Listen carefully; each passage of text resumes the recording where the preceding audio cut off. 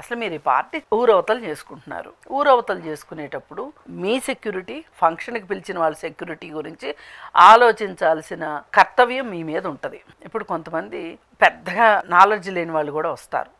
వాళ్ళని కాపాడుకోవడం ఎట్లాగో, ఏమీ జరగలేదు ఓకే, ఏదైనా జరిగితే సంగతి నేను మాట్లాడుతున్నా.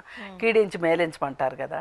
ఒక పార్టీ చేసుకునేటప్పుడు, ఊరవతలు చేసుకునేటప్పుడు ఏదో శ్రీనగర్ కాలనీలోనో బంజారా హిల్స్లోనో జనసమ్మర్దం ఉన్న చోట చేసుకున్నంత ఈజీగా మీరు బయట కుదరదు. పర్మిషన్ తీసుకోవాలి. ఆ లోకల్ పోలీస్కి మీరు ఇన్ఫర్మేషన్ ఇవ్వాలి, ఇన్ఫార్మ్ చెయ్యాలి, వాళ్ళ దగ్గర నుంచి పర్మిషన్ తీసుకోవాలి. పైగా ఇది ఎలా తెలిసి ఉంటుంది అంటే, పోలీసులు గస్తీ తిరుగుతూ ఉంటారు. తిరుగుతూ ఉన్నప్పుడు వాళ్ళకి ఇక్కడ పార్టీ జరుగుతుంది అని తెలిసినప్పుడు వాళ్ళ హైయర్ అఫీషియల్స్కి చెప్తే వాళ్ళు వచ్చి రైడ్ చేశారు. ఇదే కదా జరిగింది, ఇంతకంటే వేరే ఏం జరగదు కదా.